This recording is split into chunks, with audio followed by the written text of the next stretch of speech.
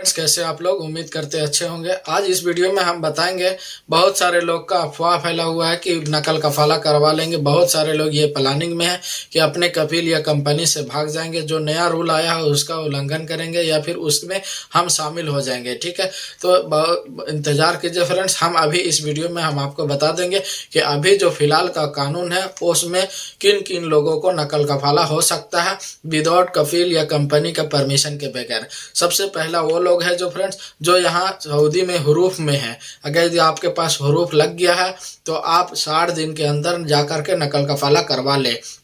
और दूसरा वो लोग है फ्रेंड्स जो जिसकी अकामा एक्सपायर हो गई है। अकामा आपके पास एक्सपायर है तो वो भी कंपनी के या कफील का कोई दखल नहीं होगा।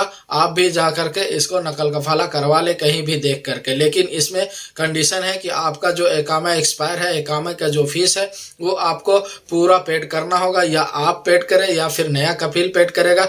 जो भी उसका फाइन होगा वो पूरा प्रॉपर आपको भरना होगा, तभी नकल कफाला हो सकता है।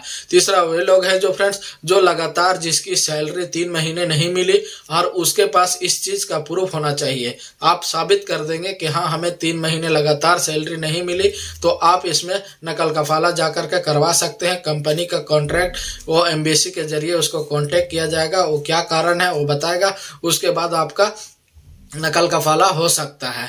और चौथा वे लोग हैं फ्रेंड्स जो नया सऊदी में एंट्री किए हैं और यहाँ पर आ करके आए हुए 3 महीना हो गया, उन लोग का कफील ना इकामा बना रहा है, ना सैलरी दे रहा है, ना काम पे लगा रहा है, या किसी तरह से प्रॉब्लम है उसका, तो उस वो जा करके नकल कफाला करवा सकते हैं। अगर यदि सैलरी भी दे रहा है और 3 महीने से अगर यदि ज़्यादा दिन हो गया इकामा नहीं बना रहा तो आप एक अनलीगल हो जाएंगे 3 महीने के बाद।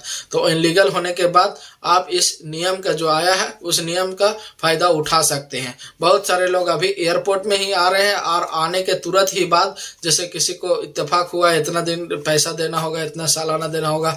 खास करके ये लोग जो काम करते हैं बाहर में, वो आज़ाद वीजे के टैब पे उसने ये इत्तेफाक किया है कि हम इतना देंगे इतना लेंगे, तो ये नहीं हो संभव है। आप एयरपोर्ट से ही प्लानिंग ऐसा ना करें कि आपका ही नकल कफाला हो जाएगा इस नियम के अनुसार। बहुत सारे लोग का कमेंट आ रहा है कि हम क्या भाग जाए या फिर कंपनी के खिलाफ कुछ बगावत कर ले जिससे हमें कॉन्ट्रैक्ट ख़त्म कर देगा। वो ऐसा कुछ नहीं है। अगर यदि आपका कॉन्ट्रैक्ट ख़त्म करना ही पड़ेगा उसको, तो उस आपको भी रिजाइन देना पड़ेगा। आपका कॉन्ट्रैक्ट ख़त्म हो जाएगा तो आप सबसे पहले अपने कंपनी को रिजाइन दें। रिजाइन एक्सेप्ट हो जाएगा तभी आप दूसरे जगह नकल कफाला करवा सकते हैं।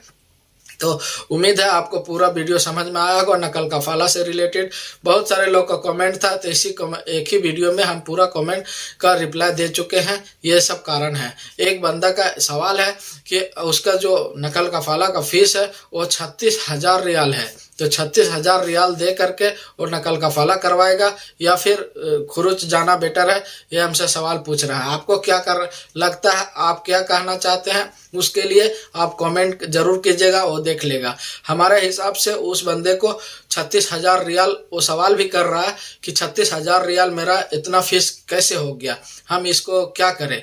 तो 36,000 रियाल इस तरह से उसको फीस हो गया होगा। फ्रेंड्स आपको पता ही है, यहाँ इकामा जो आमिल का इकामा है कंपनियों लोग का, उसको समझ लीजिए एक एक आदमी का, किसी का 10,000 रियाल है, किसी का 9,000 रियाल है, किसी का 12,000 रियाल है पर वर्ष। तो उसने उसका ये भी सवाल है उसका कि उसका इकामा 3 साल से नहीं बना है, तो 3 साल का समझ लीजिए अगर यदि 8,000 से भी होगा तो 8-9,000 जितना भी होगा उसका इकामा का फीस, तो समझ लीजिए 3 साल का 3 गुना कर दीजिए, तो उस तरह से उसको इतना रियाल का फीस देना होगा। इसी में उसका शामिल किया गया है कि आप ये इसका जो लेट फीस है उसको ये जमा करना पड़ेगा, तभी उसका नकल कफाला हो सकता है। तो इस बंदे ने सवाल किया है कि मैं क्या करूं।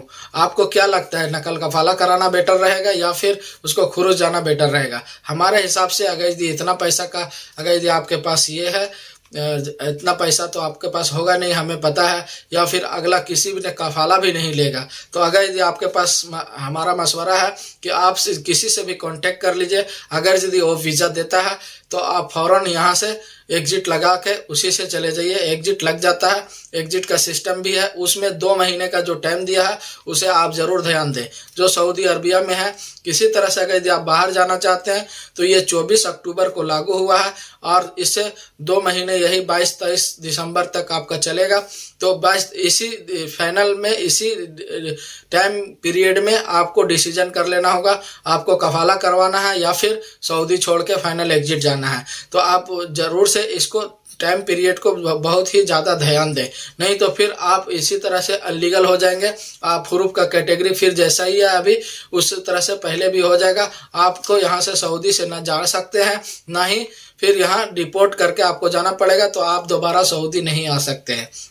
इसी तरह से एक बंदे का सवाल है, जवाजात से सवाल किया है कि वो 3 साल पहले यहाँ से तहरील के जरिए वापस गया है, तो वो क्या सऊदी अरबिया आ सकता है? उस समय का कानून था कि 3 साल के बैन लगेगा आपका, फिर आप दोबारा वर्क वीज़ा पर आ सकते हैं। तो जवाजात ने फाइनल कर दिया है कि अभी हमेशा यहाँ कानून चेंज होते रहता है। अभी का जो कानून है उस हिसाब से आपको एंट्री मिलेगा, और अभी का जो कानून है उसमें आपको सऊदी अरबिया लाइफ टाइम किसी भी वीज़ा पर आपको एंट्री नहीं मिलेगा। वीडियो देख रहे हैं आप, अभी इस वीडियो के बारे में जरूर बताइएगा कि ये जो बड़े गाड़ी लोग चला रहे हैं यहाँ सऊदी अरबिया में, ये रोड पर ना चला करके ये साइड से क्यों लेकर जा रहे हैं, इसके बारे में हम अगला वीडियो में आपको डिटेल में बताएंगे। तब तक आप वीडियो देख करके जरूर बताइएगा कि ये क्यों लेकर के जा रहे हैं, कारण कमेंट बॉक्स में जरूर बताइए।